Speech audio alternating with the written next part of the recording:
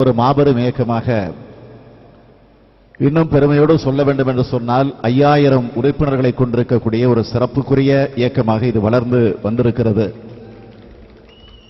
என்று எண்ணி பார்க்கிற போது நமக்கெல்லாம் பெருமையாக இருக்கிறது. ஒவ்வொரு ஆண்டும் ஏழை எளிய மக்களுக்கு பல்வேறு வகைகளில் நலத்திட்ட உதவிகள், மருத்துவ உதவி செய்தல், இது போன்ற பல்வேறு பணிகளை இந்த இயக்கம் தொடர்ந்து ஆற்றிக் கொண்டிருக்கிறது.